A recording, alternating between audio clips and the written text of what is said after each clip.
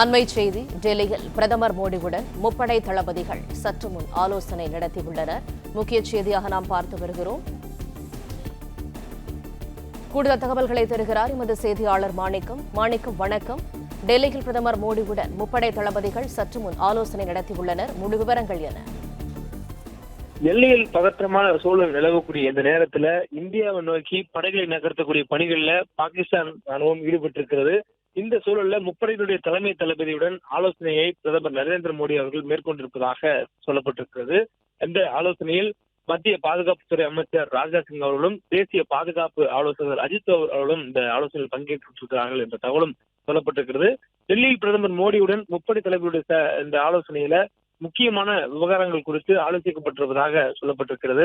இந்தியாவை நோக்கி பாகிஸ்தான் படைகளை நகர்த்தும் நிலையில் முக்கிய ஆலோசனை பல்வேறு கருத்துக்கள் பரிமாறிக்கொள்ளப்பட்டிருப்பதாகவும் தற்போதைய நிலைகள் குறித்தான விளக்கங்களை பிரதமர் மோடிக்கு வழங்கியிருப்பதாகவும் சொல்லப்பட்டிருக்கிறது.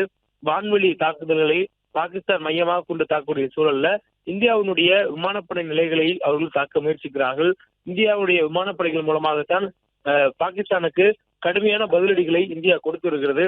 இதனால் இந்தியாவினுடைய விமானப்படைகளை முதலில் தாக்கிவிட்டால் இந்தியாவினுடைய தாக்குதல் குறைந்துவிடும் என்ற நினைப்பில் அவர்கள் இந்தியாவினுடைய விமானப்படையினுடைய தளங்களை குறிவைத்து தாக்குதலை நடத்துகிறார்கள். அதனுடைய தாக்குதல் அனைத்தும் முறியடிக்கப்பட்டிருக்கிறது.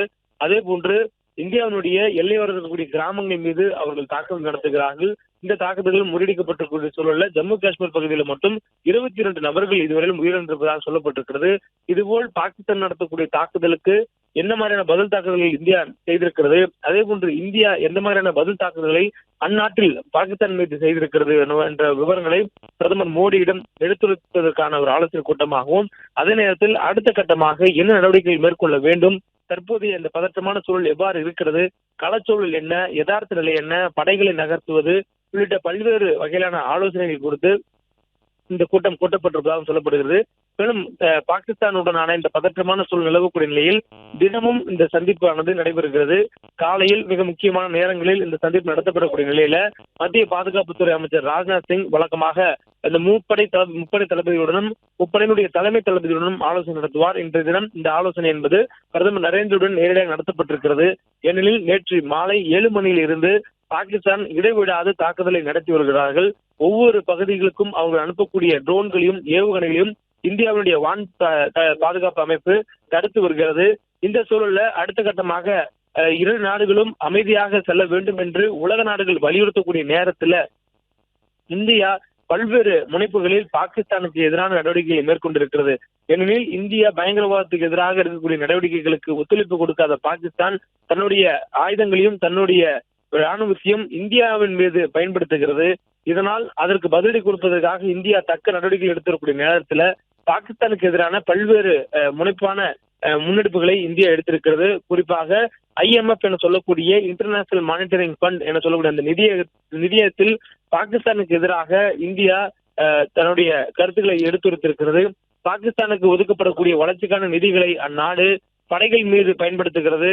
குறிப்பாக ராணுவத்திற்கு பயன்படுத்தக்கூடிய நேரங்களில் பயங்கரவாதத்திற்கும் அது துணை போகக்கூடிய நிதியாக செலவிட செய்கிறது.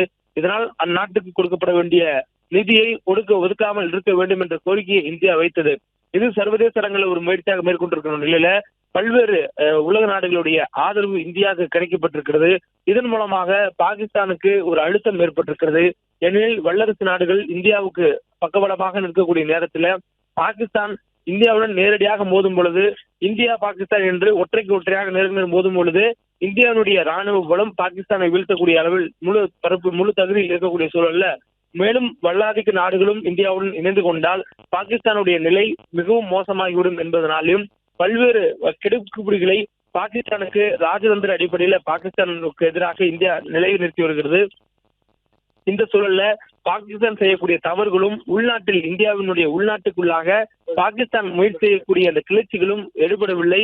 இந்திய மக்களுடைய ஒற்றுமையும் அதே நேரங்களில் இந்தியாவில் இருக்கக்கூடிய அனைத்து மாநில முதலமைச்சர்களும் அனைத்து மாநிலங்களில் இருக்கக்கூடிய மாநில கட்சிகளும் தேசிய கட்சிகளும் இந்நேரத்தில் இந்திய ராணுவத்தினுடைய நடவடிக்கைக்கு முழு ஒத்துழைப்பு வழங்கும் வகையிலும் அதே நேரத்துல இந்தியாவுடைய கட்சிகள் அனைத்தும் தங்களுடைய கட்சி வேறுபாடுகளை கலைந்து இந்திய ராணுவம் எடுக்கக்கூடிய நடவடிக்கைகளுக்கு தங்களுடைய முழு ஆதரவை கொடுத்திருக்கிறாங்க.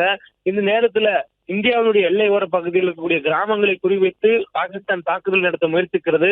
குறிப்பா இந்தியாவினுடைய சிறுபான்மை மக்களுடைய வழிபாட்டு தலங்களை தாக்குதல் நடத்திவிட்டு அந்த தாக்குதலை இந்தியா தான் நடத்தியது என்ற ஒரு அபத்தமான பொய்யும் சொல்லியிருந்தது.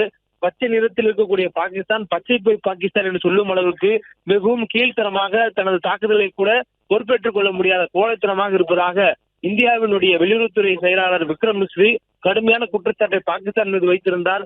மேலும் பாகிஸ்தானுடைய இந்த சதி செயலுக்கு இந்தியாவினுடைய மக்கள் ஒற்றுமை மூலமாக தக்க பதிலடி கொடுத்திருக்காங்க என்றும் தெரிவித்திருந்தார்.